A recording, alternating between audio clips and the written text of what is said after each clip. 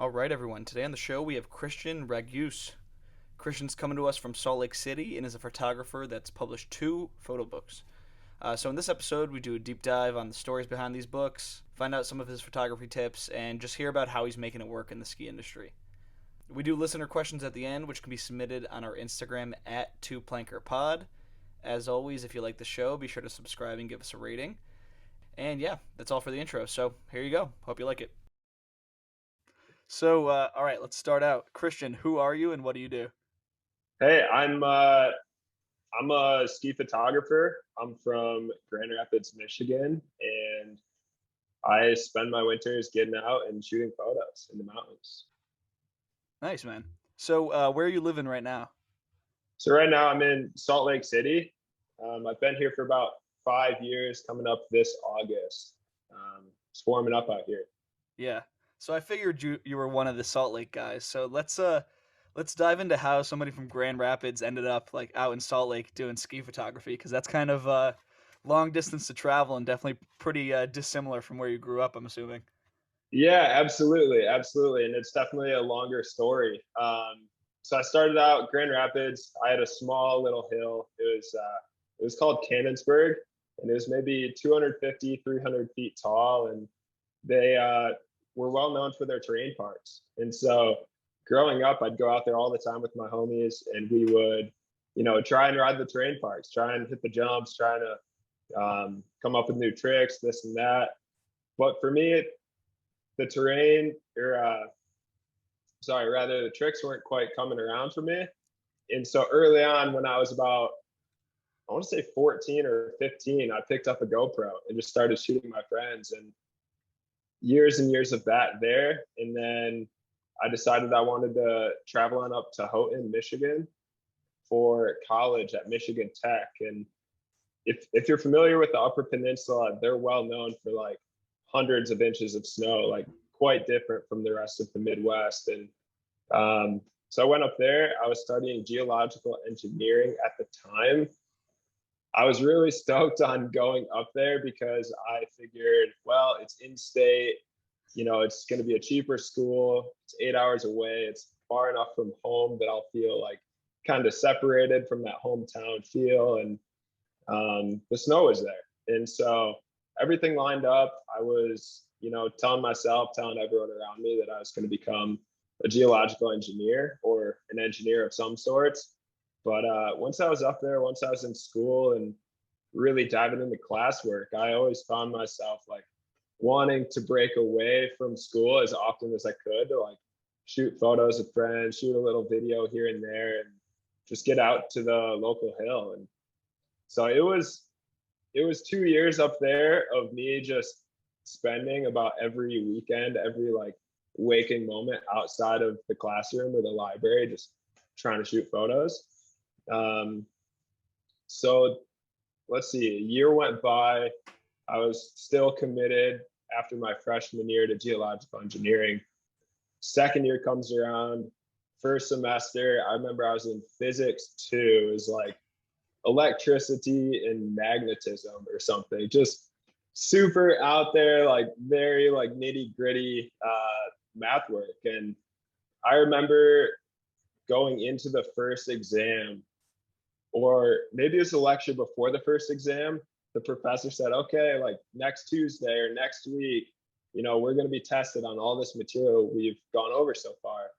And at that time, I'm like thinking to myself, like, shit, I have not hardly absorbed any of this information. Like, it's just not here for me. It's going to take, 5 days of 24/7 studying to prepare for this. And so I remember going in to see my advisor even before that exam, and I'm like, this isn't it. I'm spending all my free time and all my energy like in photography. This is what I'm feeling here. And I ended up dropping the class before the first exam. Like this is not something that I can get behind right now. I'm just not focused on it. And so my second semester there, I transferred into the business school. And so I was taking some marketing classes and really feeling like I wanted to, make a move out of engineering.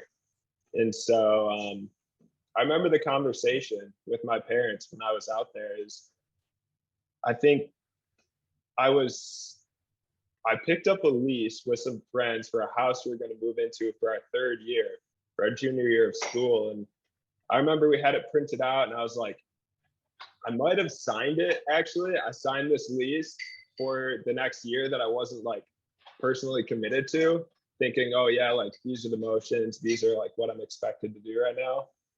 And so I signed the lease, and I remember it was that night I called my parents, and I'm like, hey, mom and dad, like things aren't going super well here in engineering school. Like it's been okay, I've gotten by, but like this is not for me. This is not what I want to keep going with in school. And so kind of a tough conversation. It was one of those ones that's like I have to be brutally honest because that's got to be me looking out for myself, or else I think I would have found myself just going through more and more emotions of what people expected from me.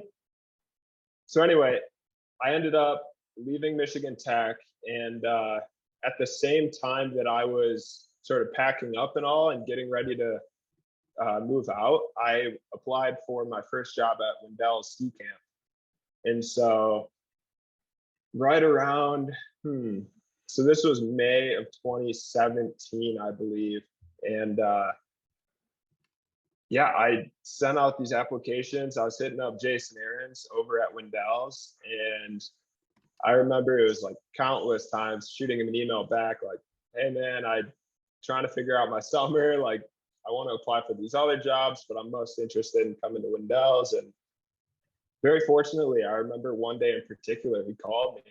Maybe he texted me and said, hey, I'm gonna call you. I've got some good news. And I remember he called me and he's like, hey, you got the job. We'd love to have you out here. And I remember just kind of like losing it, like I was all there, but I'm just thinking, oh shit, like this is real. Like this is where my passion lies. Like this is what I want to do. And Jason basically just invited me with open arms, said you're coming out to camp, and it was definitely like the cherry on top of deciding like engineering wasn't quite for me. It's like, okay, now I can go shoot skiing, like the shit that I've really been enjoying up here in Houghton's, like now I can go do it with the big dogs, right?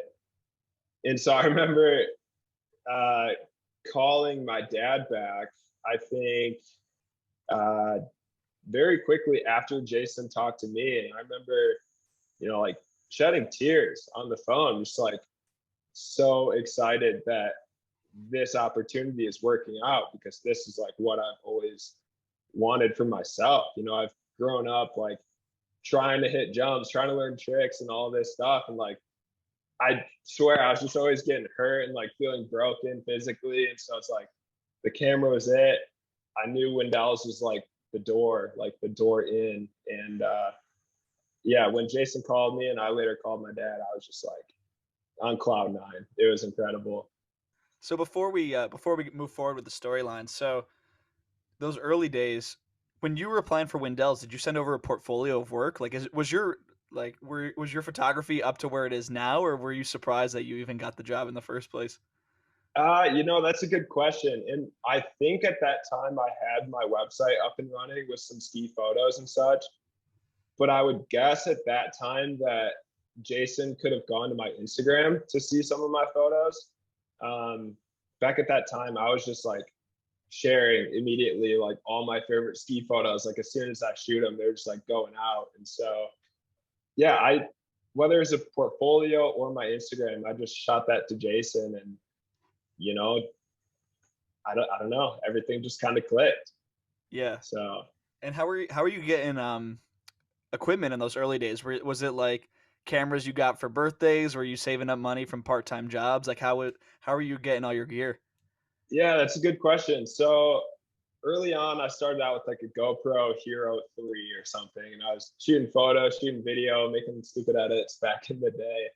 And I remember for Christmas, so I was shooting with my dad's Rebel XT.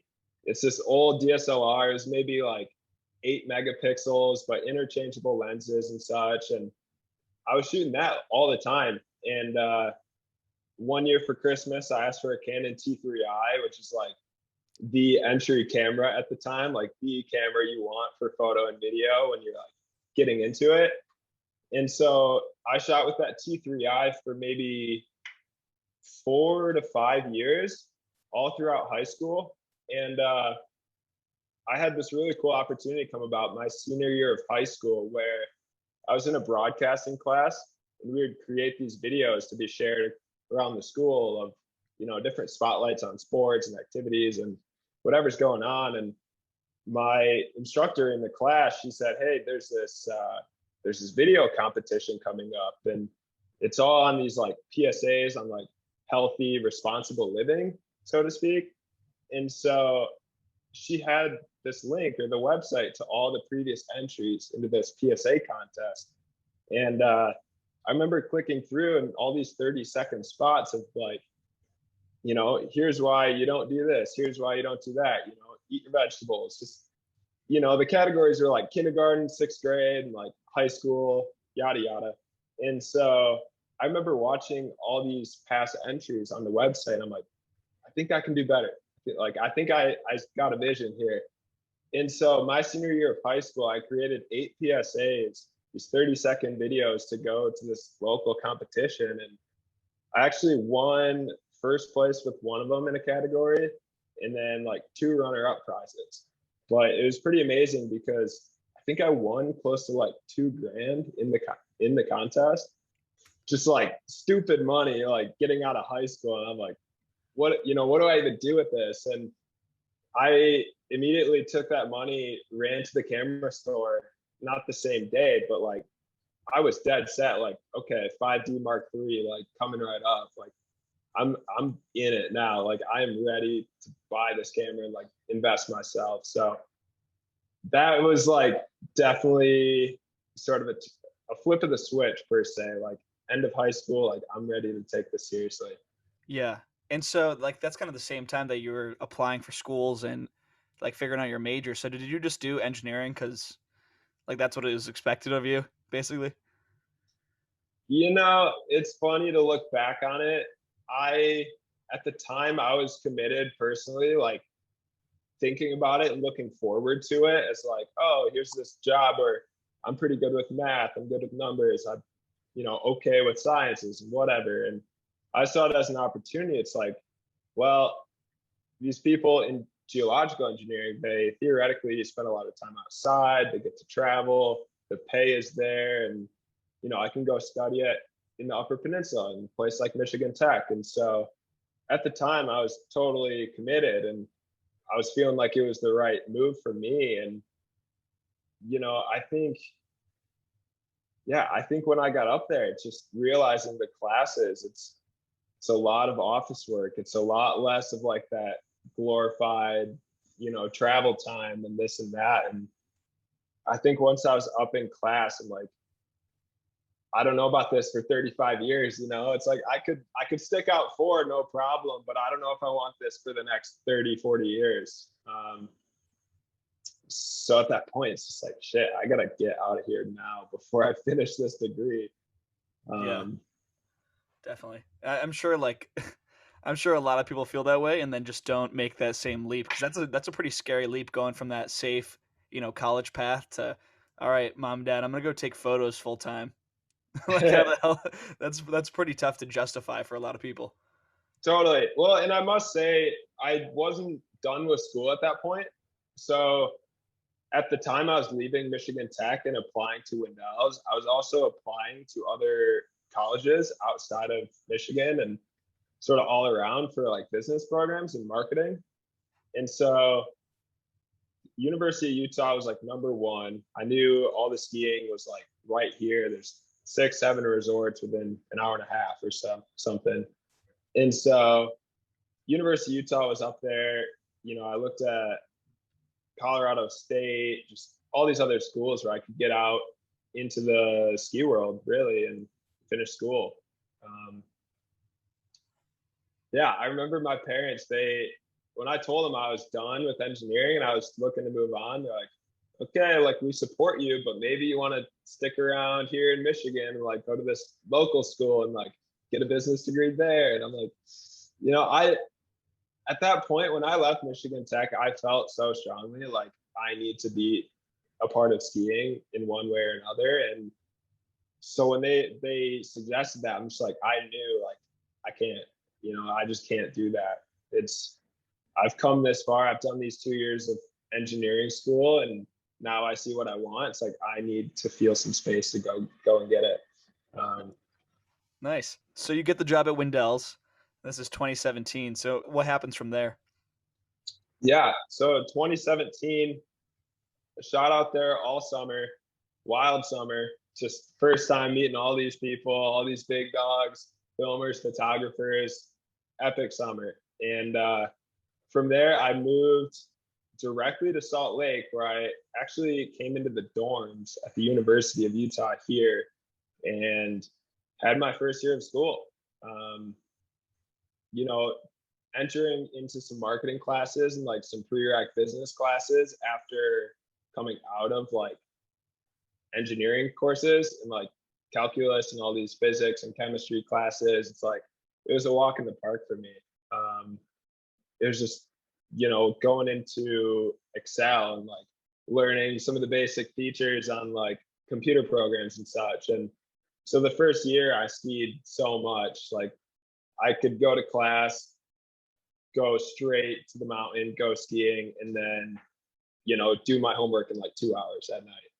So thankfully I could really just kind of keep plugging away at it and create that space and that time just to get up and continue shooting and skiing a bit.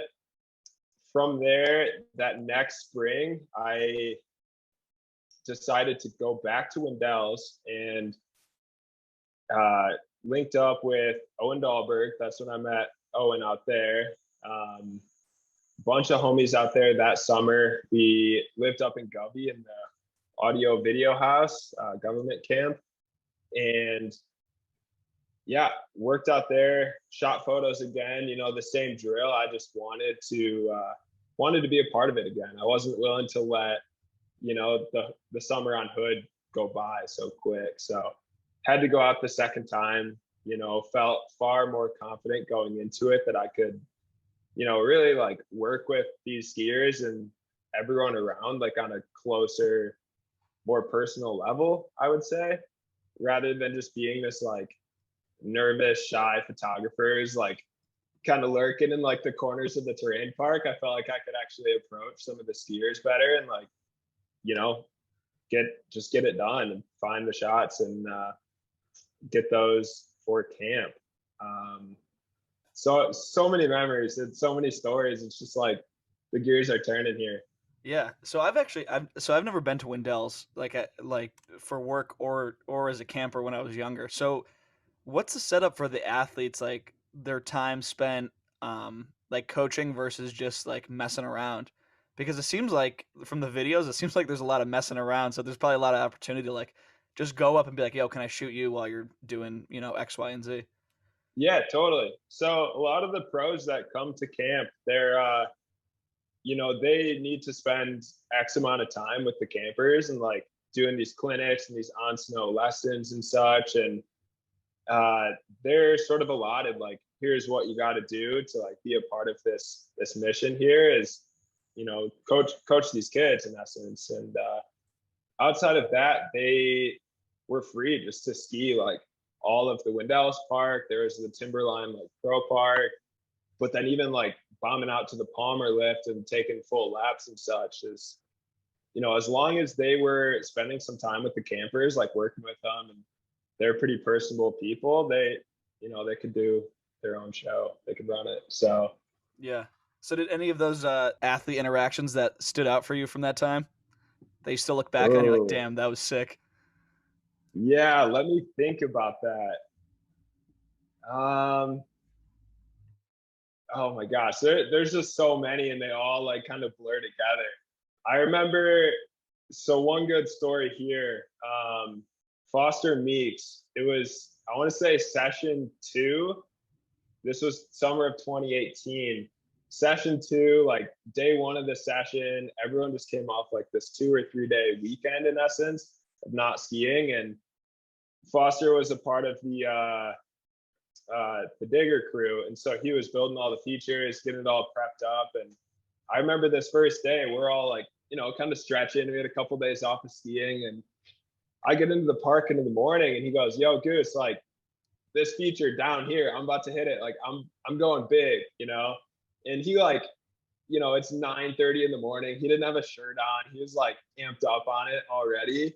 And we're all just like rubbing our eyes and like, all right, word. So I saw what he was gonna do. It was a big wall ride to a down rail. And so I go down, and he just comes absolutely screaming down through the lane, like I don't know, Mach 10, and gets up onto this wall ride and just absolutely launches over the entire down rail. And it's probably one of my favorite photos from camp, actually. It's if you go to his Instagram, it's actually his profile picture. Yeah, I There was it gonna say is. that it's still his profile photo. That's a sick shot right there. Yeah, thank you, thank you. It was one of those shots. I'm just like, this is almost too good to be true. Like, I just ate breakfast an hour ago, but this dude is so fired up to get the shot that, he, yeah, it was incredible. Big ups to Meeks on that. Dude, he is sending in that photo. That is sick. Yeah, so that's on Christian's Gooser Instagram if you want to see like the blown up version of it. It's pretty cool. When did you post that? You posted that February 12th, 2020. So I'll see if I Love could it. get people to go see it. Yeah, Um, yeah. cool. Yeah. So that's super sick. So you were just stoked on that. I'm sure he was pretty stoked on it too. Oh yeah. Oh yeah. He was charged up like that whole summer. He was just like going off the entire time. Yeah. So you're linking up with like Owen that summer too. And so I don't know if this is messing up the timeline, but is that when you guys start like working together professionally and like start teasing like the idea of doing human error? Yeah, that's exactly the summer. Is that summer of 2018. I remember being in the car with Owen. We had to go get groceries or something from our house we were living in, and it was myself, Owen, then the homie Joey Favara. We were there and just driving into like Sandy or Gresham. Um, Probably headed to Winco, one of our favorite grocery stores at the time. And we were just talking about how so much of ski media and ski content is just kind of floating away in essence on the internet and on social media and stuff. And skiing kind of lost, or we thought, the physical and tangible aspect that it once had. And like getting DVDs, getting magazines and such, we thought that something was kind of like fading away. And so Owen was really jazzed on the idea of moving to Salt Lake for that coming winter. And, I was already there. I already, knew some homies that'd be down to shoot. And he had some friends that were also there and moving out and such. So we decided, we're like, why don't we just shoot a bunch of photos? We won't share them.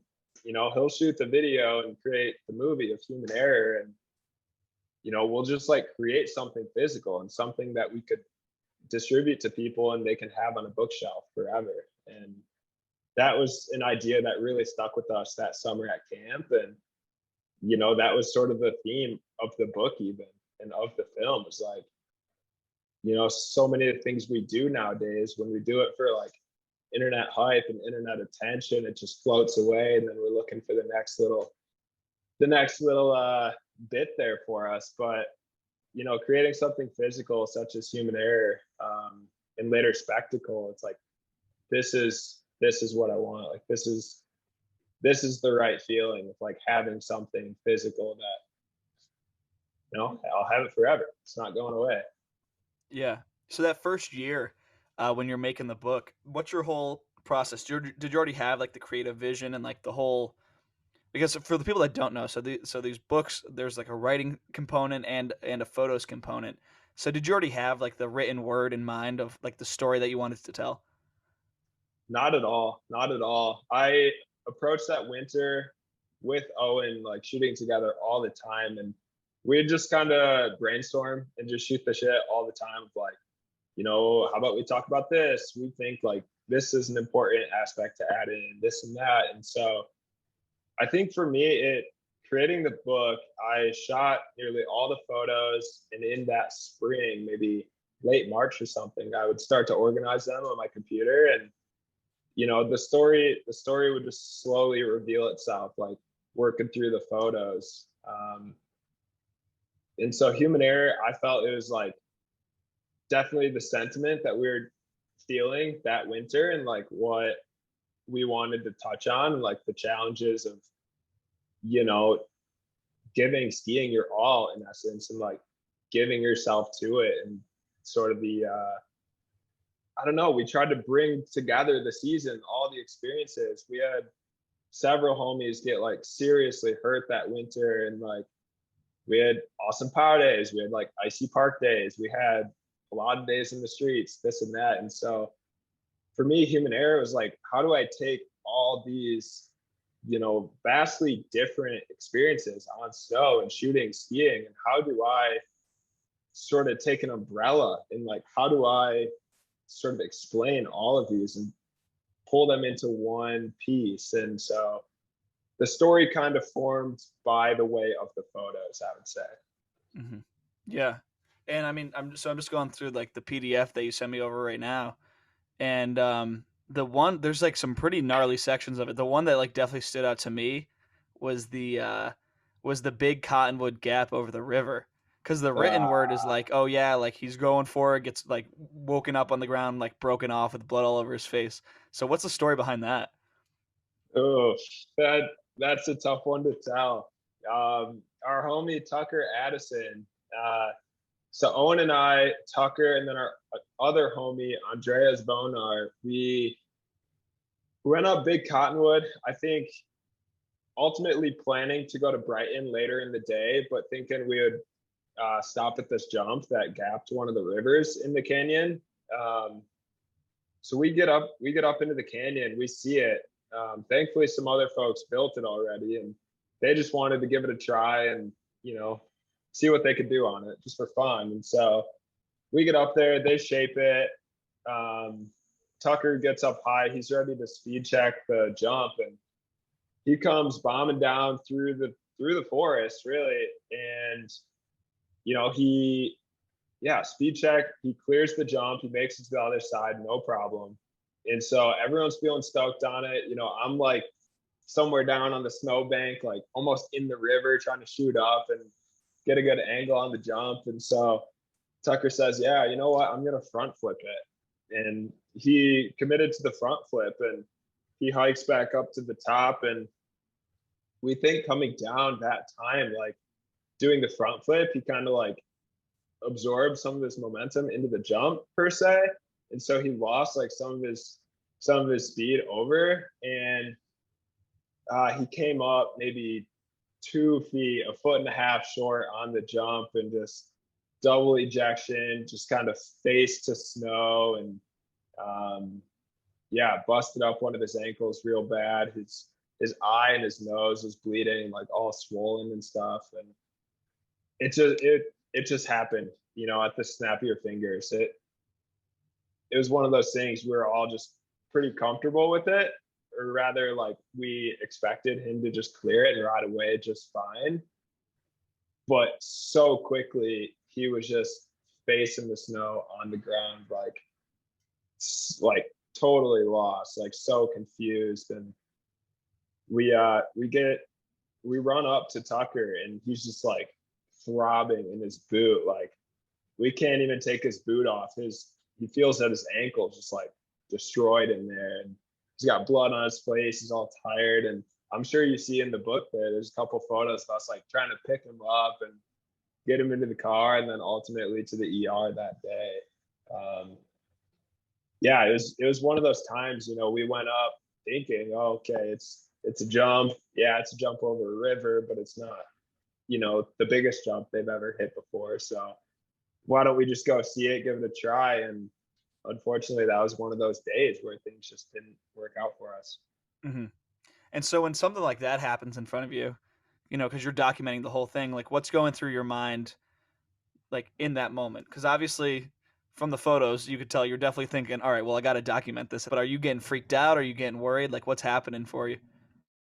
Yeah, so it's definitely panic, like pretty quick, or at least it's about 3 seconds of looking and thinking, oh shit, something went wrong, and then it's like, we're there, like we know he's like down and he's hurt. So for a hot second, it's just like, okay, is he okay? Is he okay? No, and then we're there, like checking on him.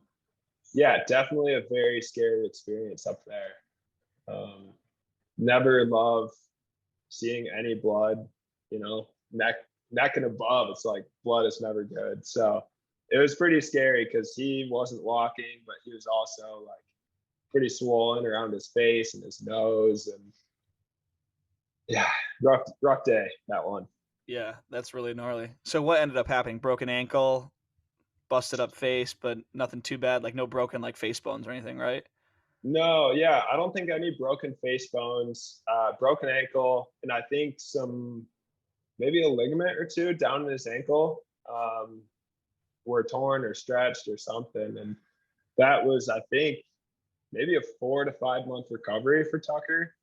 A long time just getting back at it. So Mm-hmm. Damn. one of those days. Yeah, that's gnarly. And there's like so it's just still looking through this. There's a lot of the classic that you see a lot of content of, like the classic Salt Lake shots of like urban and at the mountains there. But one that like so a section that really sticks out at the end is like the China section.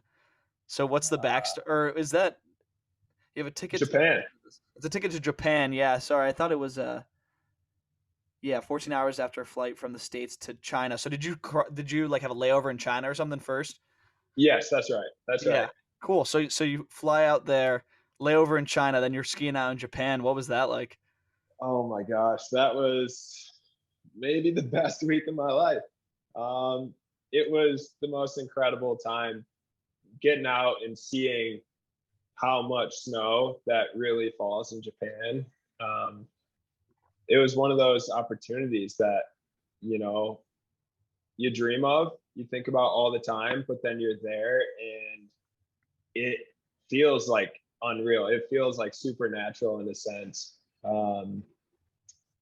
Yeah, I remember a couple days out there, we would ski in snow so deep that we couldn't feel like any firm base, below the powder. We'd be in so much snow that it felt truly bottomless. And I know like in the States, we like to think, oh, this snow is so deep, this is bottomless, this is bottomless after like 12-inch storms. But this out here in Japan it was maybe a meter of snow overnight. And we get out there and all the time we'd just be skiing down. It would flatten out a little bit and we'd just kind of sink and stop. And we just have to trudge our way out, when it gets flatter. And it was such an incredible experience getting out there. I was fortunate enough to go with a really amazing crew. It was like Jonah Williams, his girlfriend, Jacob Callahan, Jake Doan, Georgie, like all these awesome people. And it was one of those trips that I don't think I could ever relive the same way, or like it is truly a once in a lifetime, I would say. Just being there with that crew and shooting out there, it was amazing. Yeah. And so were you out there working for them, working for like were you all working for a company? Were you just doing it for fun? Like what was the circumstances they brought you out there? Yeah, so it was mostly just for fun. I know in the past, like Jonah had gone out a couple years in a row, I believe, with Jacob, JCal, and they would film some pieces for Atomic Skis. And so early on, I was thinking, okay, I'll come out and I'll help support them and like what they're shooting. Um, Only to find out they weren't actually doing it, and it was just kind of a fun homey trip to Japan. They just love it so much, and they had to go back. And so really, it was just kind of a fun trip going out, and of course, being there, I had my camera in my pack or in my hands like the entire time. It wasn't one of those things that I wanted to just enjoy the first time and like ski out the camera. For me, it's kind of like cloud nine. I'm here in Japan. I better shoot it because like this is it. This is my opportunity. And yeah, just kind of a fun trip. I was shooting pretty casually, but I guess consistently throughout the whole trip with everyone there. Hmm. Um, Yeah. it was epic. So is Human Error like in chronological order? Like, was that towards the end of your year of making this book, or was that, or did you just throw that towards the end of the story? Yeah, it was not quite chronological. We were in Japan. I think it was like the last week of January, first week of February. And let me think here.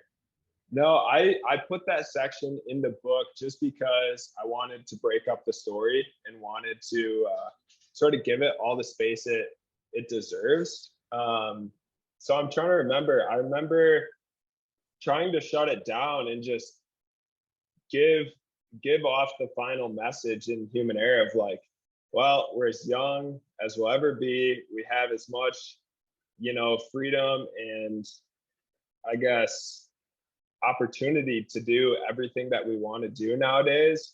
Let's make sure that we're not wasting it. And that was sort of the essence of the book that I was trying to get at was, we have so much opportunity. We know there's so much out there we want to do. Let's not get lost looking for it. Let's see it, let's know it, and let's go for it. Let's get what we want. That's awesome. Yeah. And so you guys finish up this project. You get all the photos compiled. Owen's got all those videos. So what's like the logistics of actually getting it to print? Because I'm assuming you had never printed a book before this. No, first time with Human Error. Um, I was very fortunate to have the help of a close homie, Corey Kirby, working with Human Error.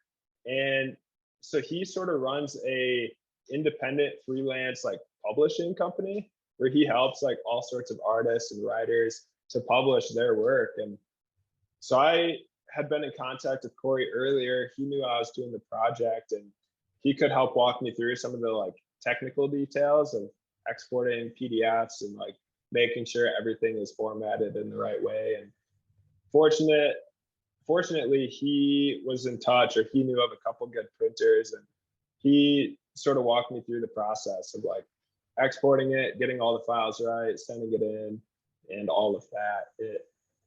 It was kind of a lot. I think without his help, I definitely would have bopped some things. Just getting all the colors right and like there was all sorts of converting to do and file types and yeah, very fortunate to have Corey's help because it's it's a process that you don't want to go through by yourself for the first time, I would say. Hmm. Yeah. And so I mean, this was definitely passion driven. Did you end up making any money off this project, or because I'm assuming printing can't be cheap, especially for like a large format, full color photography book. Yeah, right. The answer doesn't come quickly to me, so I'm gonna say that we did not make much money on Human Error. So between Owen and I, we just kind of split it up because we did the DVD with the book. We had all these custom made DVDs and we put the film on there and had a little sleeve in the back of the book that we could tape it to.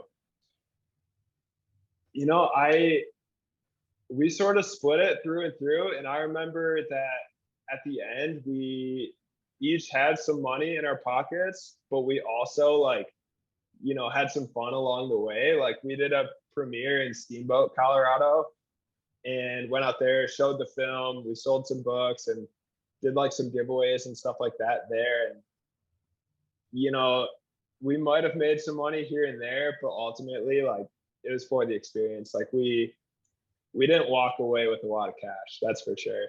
Yeah. Yeah, that's that's pretty funny. So you guys release it, and what was the reaction from the people out there, and what was your reaction to their reaction? Because I know that you probably put like a lot of yourself like went into this book. Yeah, totally. The reaction was very positive. I think we initially stuck for or wanted a quality of the book that was something different than just a magazine. We wanted it to be thicker, heavier, like have the appearance and the feel of an actual book. And the feedback we got once people were receiving it was actually quite incredible. people love flipping through, just seeing all the colors, these big photos blown up, and the detail and all of it, and the printing was like spot on and better than I would have even expected coming from the printer. And so all the feedback we received from people was very positive. It was, I didn't love the fact that a lot of the feedback we would get was sort of through social media. It was one of those projects, and I don't know if you've had the time to read through the book quite yet, but a part of the message in Human Error was like, let's not, make the show of our lives to like put on social media. Like, let's make sure we embrace and enjoy and like seek our own meanings in the things that we do, and like take away as much as we can. And so I think at that time for me, I was definitely just sort of salty and tired of social media and tired of posting so much and feeling like I had to keep up in that little hamster wheel there. So I didn't love, a lot of like stories being posted and such. It it was one of those things like I want to talk to someone in person. I want to like hear from them, like that they enjoyed it, or any feedback for that matter. And don't get me wrong, I love the feedback. Whether it's social media or whatever, it's always great to hear if people like it, if people would, do something differently, yada yada. It was, yeah, it was incredible feedback, and we definitely left it feeling inspired to like keep shooting and keep working with the same riders and such. Yeah, for sure. And so, did you kind of ride? So that one probably it had a pretty good reception from what it sounds like. So did that inspire you to think, hey, let's do another one? Or because, I don't know if you worked with Owen on the second one. It seems like it was more of a like a solo project for a spectacle. So how Mhm. did you like take the energy from finishing that first one and bring it into, all right, I'm gonna do this again, but I'm gonna do it different.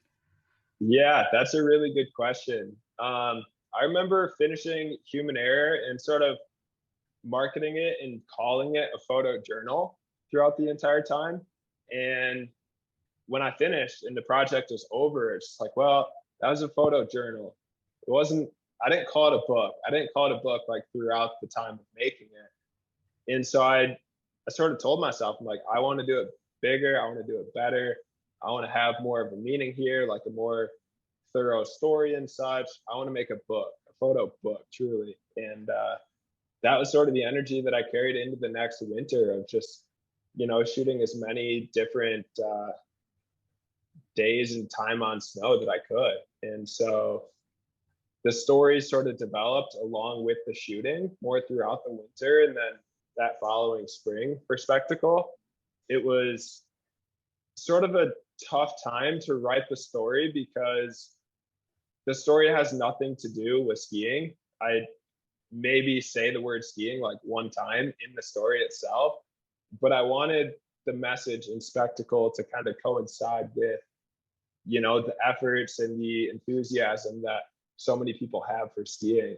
Um, it was one of those stories like it needs to make sense for skiers. I want skiers to see this, read it, take something from it, and like continue on into the next week, next winter, whatever that might be. But ultimately, I want someone who may not be able to relate to the photos and the skiing aspect of it. I want them to read the story and see like just as much value or just as much of a meaning there as someone who's involved with skiing. Hmm. And so where did like the inspiration for the story come from? I mean, we can get into like a little bit of a literary analysis because the spectacle is definitely very different from Human Error. Like this is like you said, the spectacle is a book, and it has the story to go along with it. So like, what was your creative process for writing it, and like what's kind of like the meaning behind like the protagonist's journey? Sure. So the meaning, and it's so hard for me to sort of summarize it and to sum it up.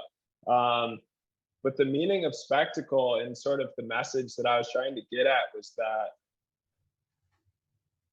so the main character, he can be anyone. He can be you, he could be myself, he could be your next door neighbor.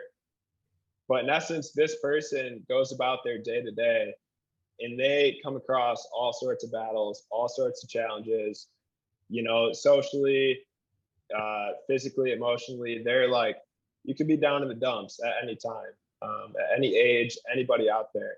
And so I, in essence, wanted to tell a story as a metaphor to what it's like to be that person and to see and to seek their way through these challenges and to sort of understand and contextualize for themselves what they're going through and to see a door out of it into the other side to where they want to be ultimately into uh, the life they want to live.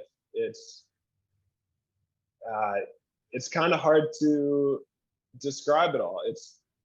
Um, it's one of those things that to me it felt so personal writing it in a way that I could sort of reflect back on my own life and see like all these different trying times of this, that, the other thing, and trying to find my way to what I want, and ultimately wind up shooting ski photos all winter long. And I just wanted to come up with a story that would sort of click to anyone out there that reads it, and they could think, okay, like, here's where I am, here's where I want to be, here's what I have to go through to get there.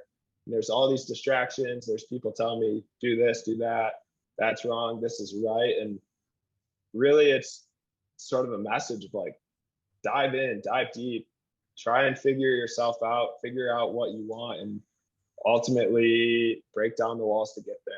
So Yeah. So I did read through the book last night, like super late, so I was pretty tired. But when you were telling your story earlier about coming from Michigan, like out to Utah, totally saw the parallels between like the story and spectacle and your story. So that definitely got through. yeah, no, awesome. That was one of those times, I could relate the beginning of the story to some of my days, in the Upper Peninsula of Michigan, where I knew there was something out there for me. I was willing and ready to approach it, but I didn't quite know what it was, or I didn't know how to get there. And so I'd spend so much time out just shooting skiing and like doing and digging away at what I knew I could do to get me ultimately to where I am now. And it it's just sort of a long journey of recognizing like what in my life is a distraction, what is ultimately like keeping me from doing what I want to do, what is ultimately like holding me back in a place of comfort, in a place that many people and ultimately society wants me, when this over here is what I really want. And so the spectacle is sort of a story or a tale of recognizing some distractions, recognizing that we don't have to fit in with the crowd all the time. It's good, and it's sometimes extremely rewarding for us to break out of that mold and go find and ultimately get what we're looking for. You're pretty embedded in the in like one of the most core areas of the ski scene right now. Do you feel like the athletes and the other industry people around you are relating to the message that was going on in spectacle?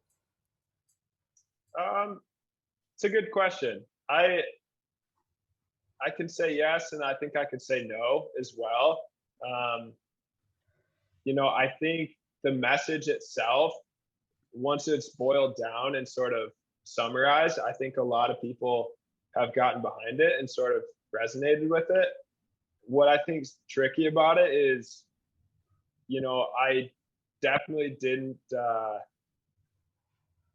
I guess, hold myself back on word choice and sort of like how I phrased it all and how I sort of creatively told the story.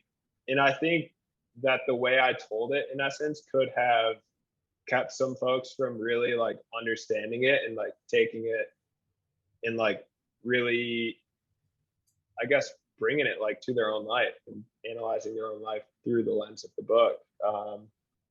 I do think a lot of people can see it and they see the message there. My only wish is that like anyone that reads it, anyone that can really understand it for what I tried to put in the pages will like remember it and will, you know, do their best to see their way through their own distractions, their own challenges, and to know that ultimately like there is a place for them doing exactly what they want to do for a long time. Hmm.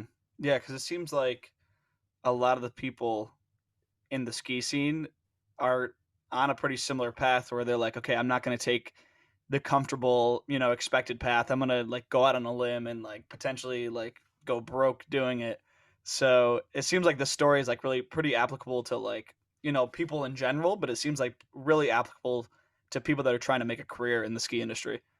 Yeah, absolutely. I mean, shit, if anyone can walk into the ski scene and make it to something without like these challenges and these distractions, and like if someone doesn't have to like bust their ass and maybe go broke a time or two, I don't know how they did it. I don't know.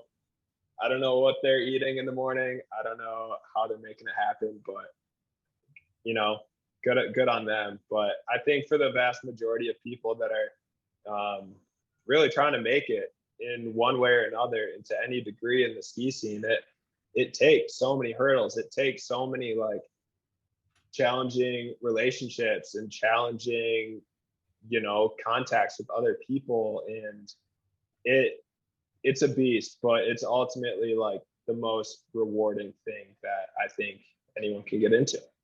Hmm.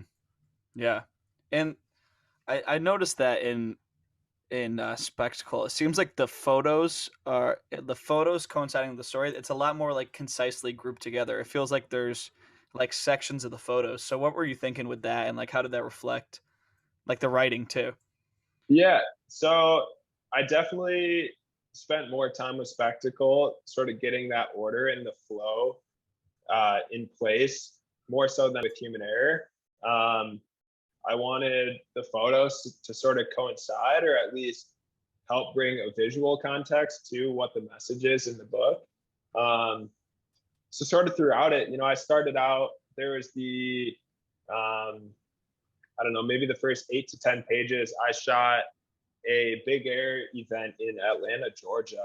Um, I was down there and there were so many spectators and people watching this World Cup big air event. And so I was fortunate enough, I got invited, shot that, and I thought this scene right here is going to be the best way to introduce the story, because it's like, here are these world class skiers, like literally the best, you know, big air skiers in the world. They're here doing their thing, and we're all sort of in the stands watching and sort of kind of going goo goo gaga over what's going on. So like, this is like the crowd. Like this is, here's the like performers, here's the people that have busted their ass and they like made it up here to this jump, and then the rest of us are just kind of looking. It's like this entertainment value.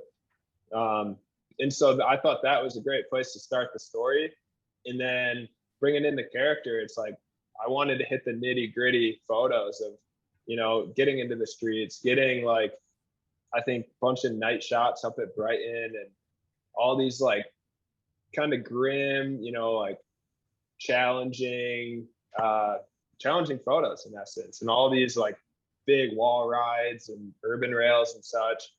I wanted that to be like sort of the challenge for the character in the story. That was like what he had to work through to ultimately get where they wanted to be. And so I remember from there I would slowly develop into some more powder skiing and touring, and sort of the lighter, the fluffier snow, of course, as the character like works his way through his own battles and through his journey. He ultimately gets to this place where skiing pow. But I think it's important to note there, though, it's like the pow skiing at the end, it's like that's not what everyone's working towards necessarily. It's not the pow skiing that's like you made it. That's not necessarily where everyone wants to go. A lot of people out there, they love skiing street and they love hitting urban rails. And so I don't mean to say at all in the book that the urban riding is sort of, you know, the halfway point to where you're going. You know, there's still so much to be to be done and to be had in the streets. Like that is a type of skiing in and of itself. Hmm. I feel you. Yeah, So you weren't saying like, oh, he reached it, like that's his pinnacle. Like it was just the photos that like the feeling of the photos communicated what the character was feeling. exactly, that's right. Yeah. So I did have a couple of questions from like the photos in particular. Just random stuff that stood out to me. Um, let's see. Well, first of all, I love the section at the beginning at that big air event. I thought it was like it told like a different side of it. Um, some of them are pretty like sick. I love the shot of the how do I describe it? It's like the truck that's making the snow. I feel like Yeah. it just looks so gnarly, like and the lighting's perfect. I don't know what I just love that photo for some reason. Thank you, thank you. Yeah. But going down, it looks like I'm seeing Will Weston in this orange hoodie. So like that immediately sticks out to me as like one of the shots in Zoot Space. So were you like rolling with those dudes for a little bit and like or were you just happen to be there because it was going on in like Salt Lake? Yeah, that shot in particular, I think we got 12 inches or something in Salt Lake, and I was talking to Will around that time, and he had a couple features in mind that he wanted to hit, and yeah, he reached out. He said, "Hey, I want to go do this." He also talked with Ollie, filming for Zoot Space at the time, and he yeah, we both showed up. It was literally the three of us.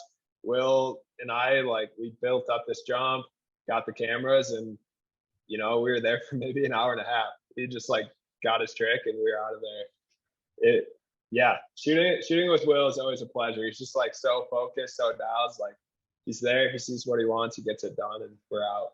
So Yeah, I love his part in that in that video because it seems like for the most part it's a pretty underground like nitty gritty video, and then there's just a shot of Will and like who's just like a complete superstar, you know.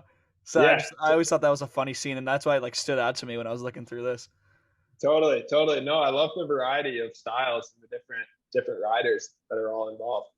Yeah, that was super sick. And the other one that stood out to me, and perhaps that one stood out just because I was super tired reading them, like, oh, I recognize this already. But the shot of skiing in Bryce Canyon, I thought that was so sick. And so, like, what was the backstory behind that? Because that section actually took me by surprise because it's like so visually stunning. I'm like, oh, he was just at the park, and it's like no, like they're riding in it. So how did you guys work that one out? Yeah, so believe it or not, that's not actually Bryce Canyon. It's down in Okay. the area. I'd I'd be nervous to put a pin on it, you Okay. know, Yeah.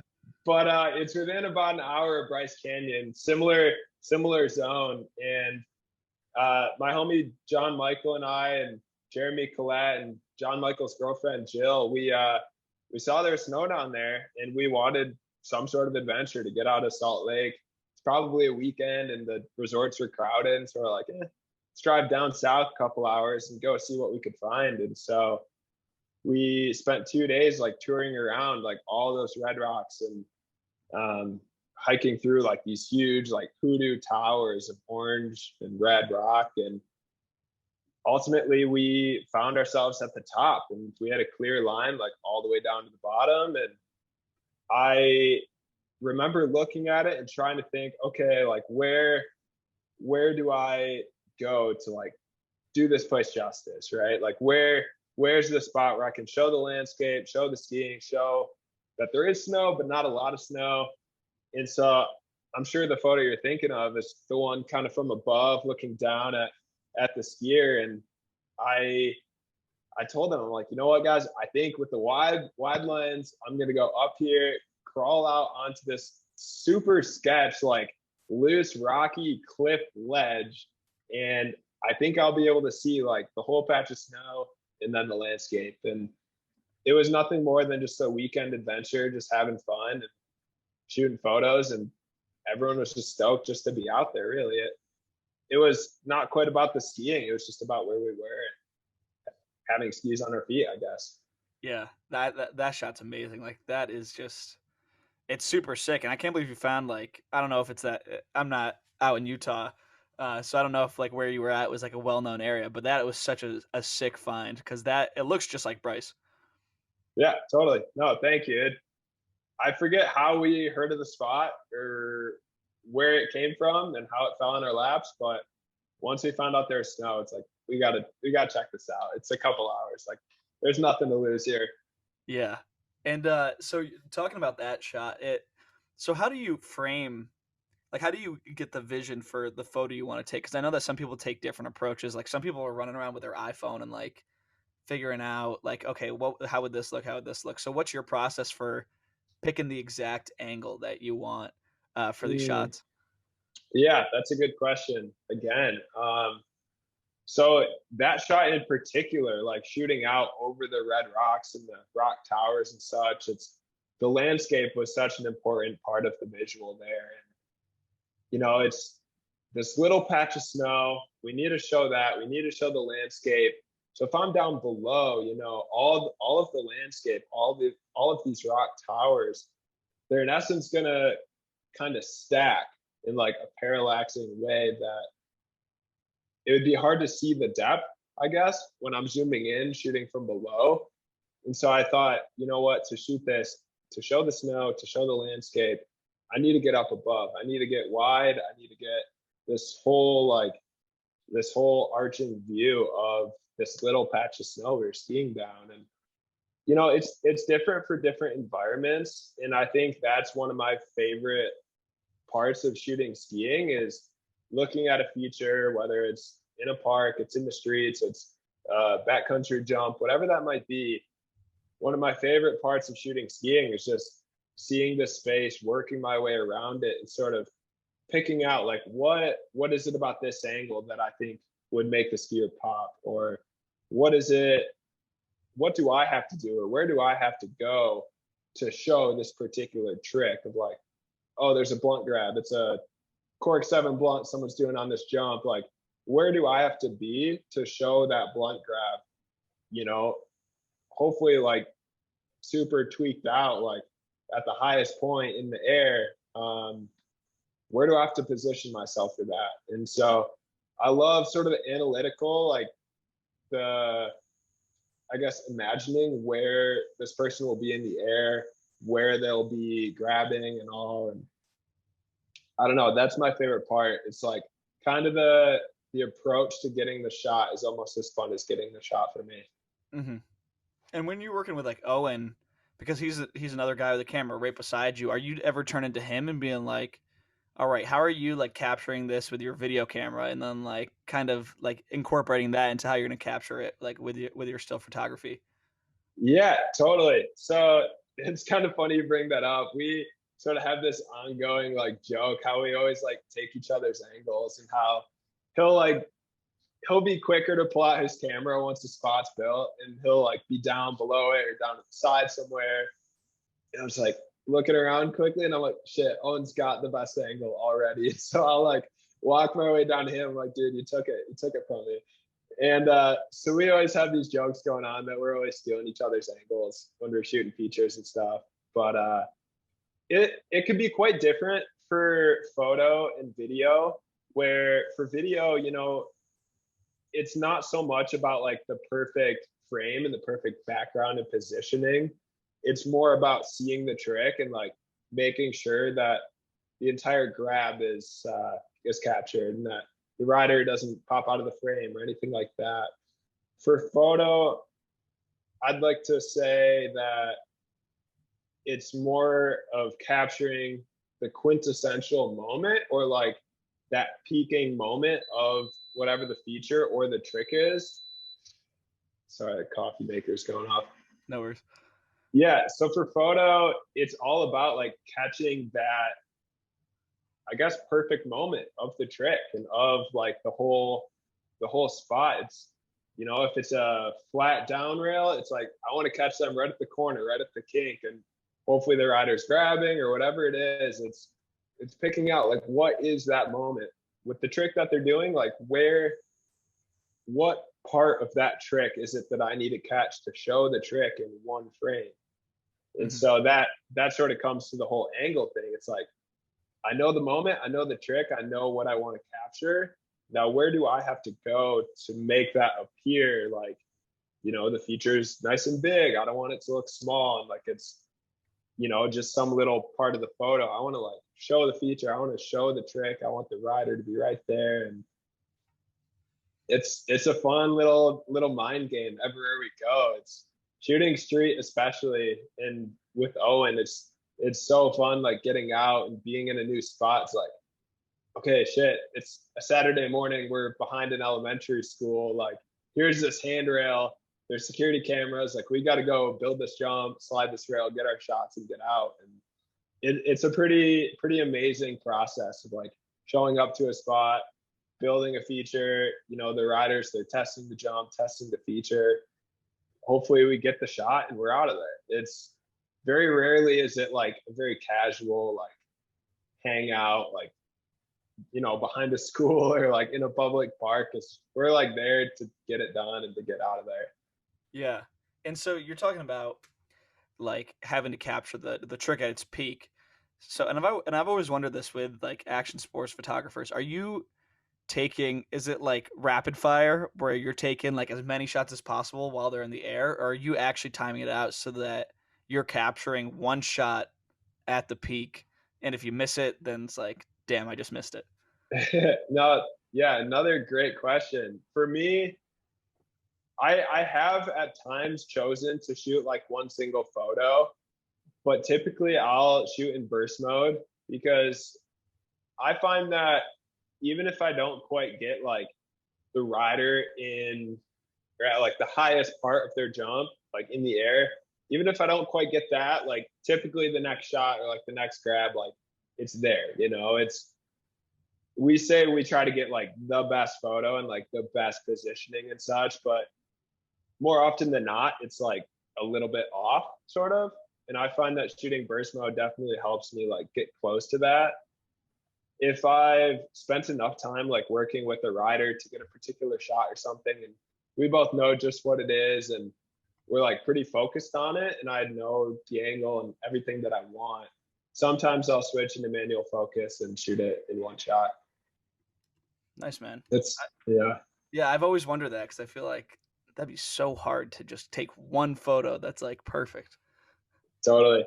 Especially the first time when you show up and say it's an urban rail or a jump, it's like maybe I don't know what trick they're gonna do. So how do I shoot this to get like their shot? And so burst mode is definitely a savior at times.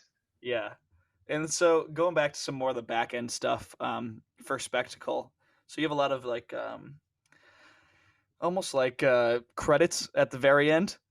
So like, who are some of these people that helped you out, and like, did you go through the same channels to get it published? Because I see that like you're crediting like Owen gave you some other shots. This dude Corey did some editing and book design. Laura did the illustration. So like, so what was going on with all of that? Yeah. So it's tough to thank everyone that was involved, because really there were so many people involved. Maybe not in like the making of the project, but in helping me feel inspired to make it, or just kind of talking me through like certain times in my life. Like so many people brought inspiration to that project, and so I must say it's very hard to think I could thank everyone. But I will say having Corey Kirby's help again on Spectacle was probably like the biggest thanks I could give. From the start, Corey, like he gets my message. He would very quickly understand, like, here's the story I'm trying to tell. Here's the style that I want it to. Here's how I want it to feel. Like, here's the weight, this and that. And Corey just like gets it. Anyone who's out there like trying to publish their own book, art book, poetry book, whatever that might be, Corey Kirby is like, in my eyes, the one-stop shop for anyone who's like doing it for the first time. It's like he knows his shit. He'll like get anyone dialed in and all the production specs and finding the right printers and paper materials. And anyway, he's a legend. Corey Kirby, if you're making a book, hit him up. Laura Obermeyer, super big thanks. Her and I worked very closely to come up with the illustrations in the book. So I initially had the idea of like, of course, doing the photos to the story, but I wanted a little more visual on the story itself and the character in the story. And so I worked closely with Laura to come up with all the different little abstract illustrations that highlight the character and his journey in the world. Yeah, again, some photos from Owen Dahlberg there. Uh, and then it just kind of goes blank because there's so many more names, so many people that helped out. But yeah, I think those are like the people that helped me the most with the project. Mm-hmm. And then you have Dylan. I'm not sure how to pronounce her last name. Yes. Osier. Yeah. Yep. Yep. So Dylan helped with the proofread.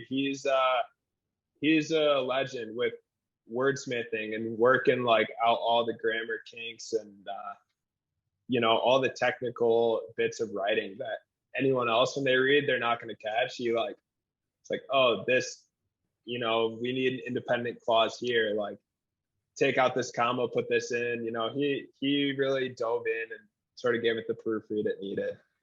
Nice, man. So what was the reception to the second book, or like this first book, because the first one was like technically a photo journal. Like what was the reception to the book compared to the Human Error?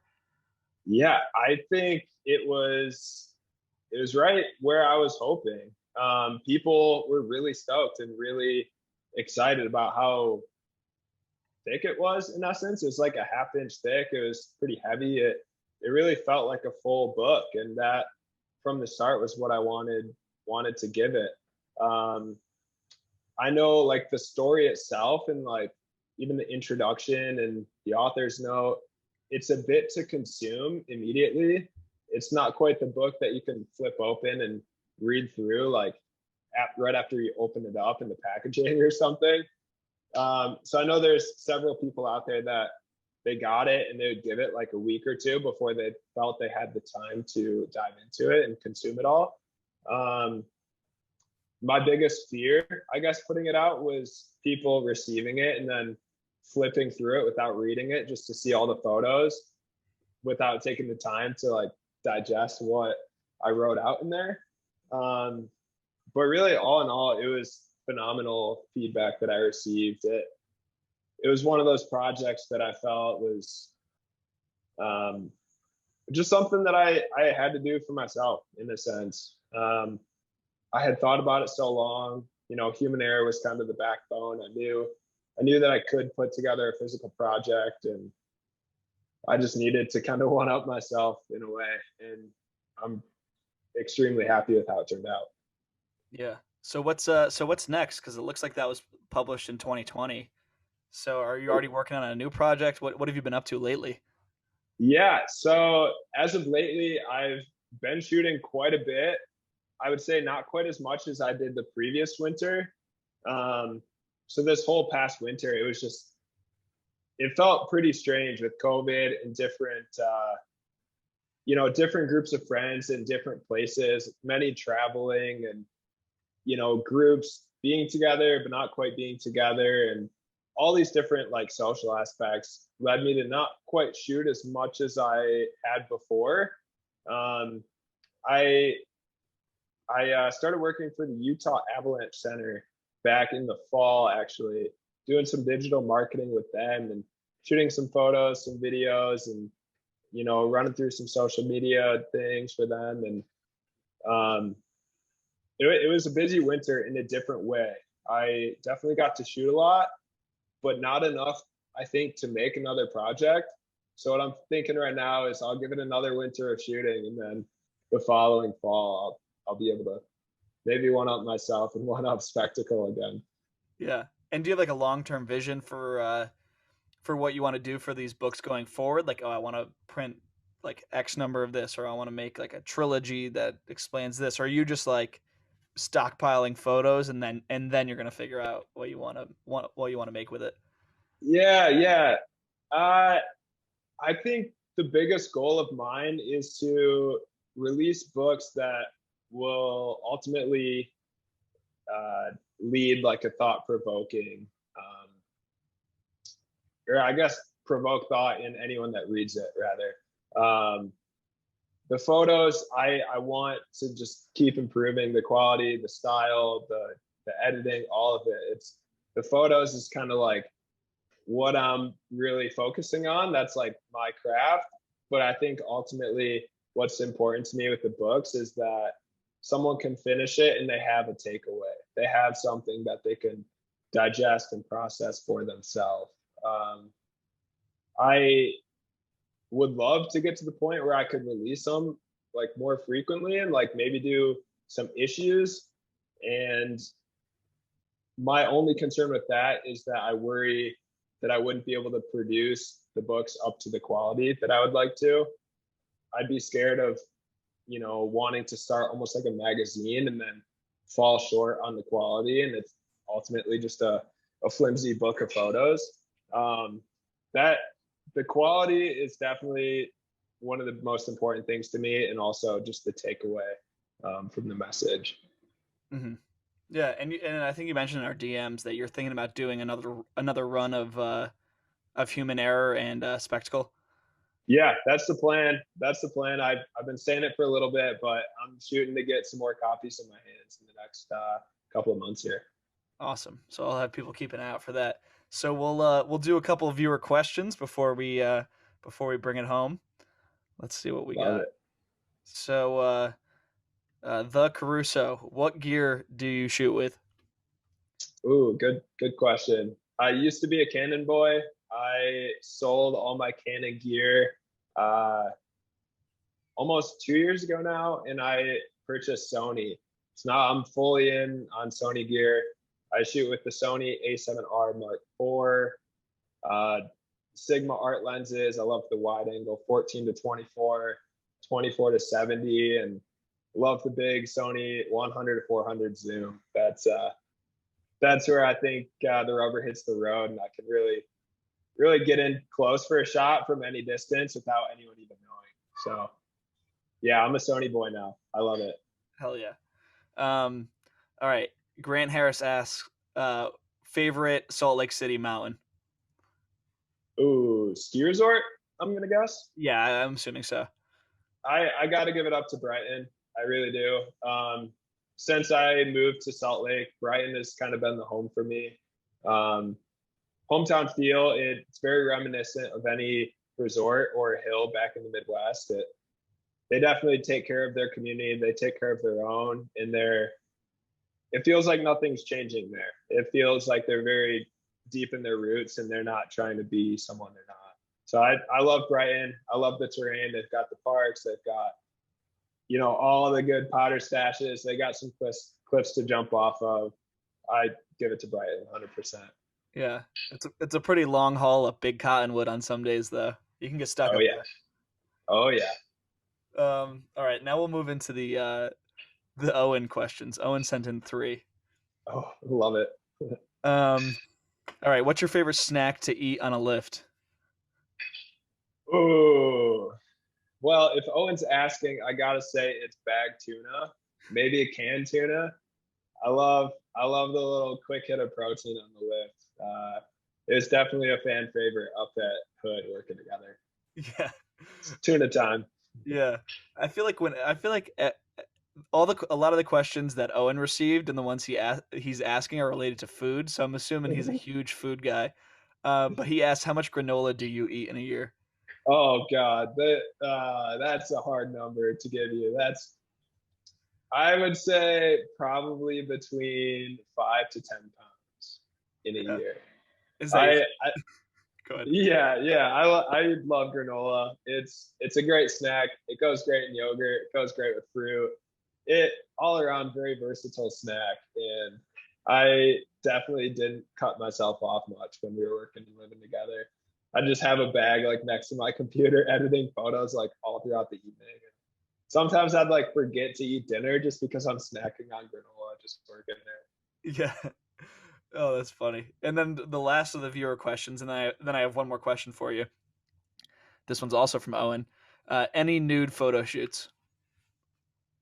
No, I maybe one day, maybe that's not something I can say I've done yet, but I don't know. My door's open. I'm looking for work, so if he has a connection, if anyone has a connection, let's talk.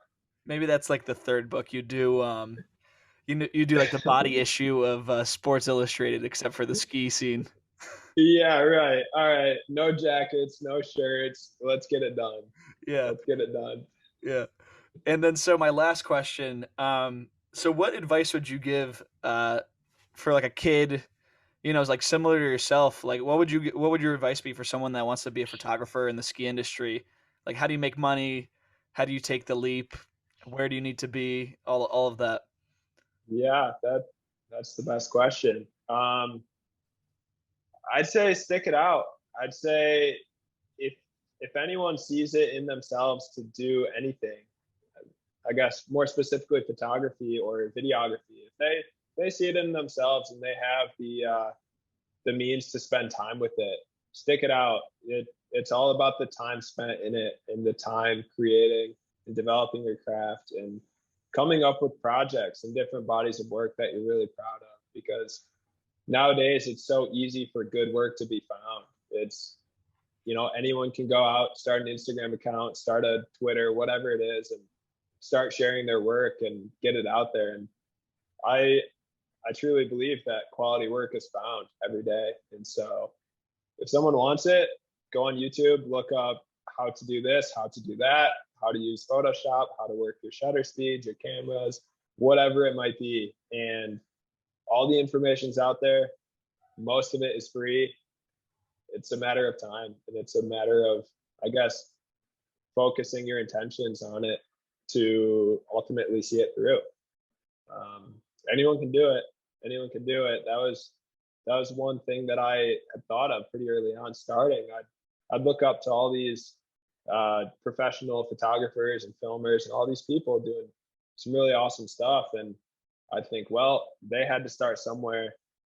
I have to start somewhere. Like, if I want to do that, I can't, cut myself short. Like, if I want that, I've got to spend the time with it. And Awesome. so it's minimizing distractions, focusing in on it, and putting the time in, and it always works out. Hell yeah. Well, Christian, thank you for coming on today. It was awesome to talk to you. Where can people find you and stay up to date on your projects? Yeah, thank you so much, Ethan. So I can be found on Instagram at Gooser, just Gooser. Really, that's one of the only social media channels I'm on. You can visit christianraguse.com. A couple more photos there. And yeah, really appreciate you having me on here, Ethan. I would love to do it again sometime and catch up once more. Hell yeah. Well, there you have it, everybody.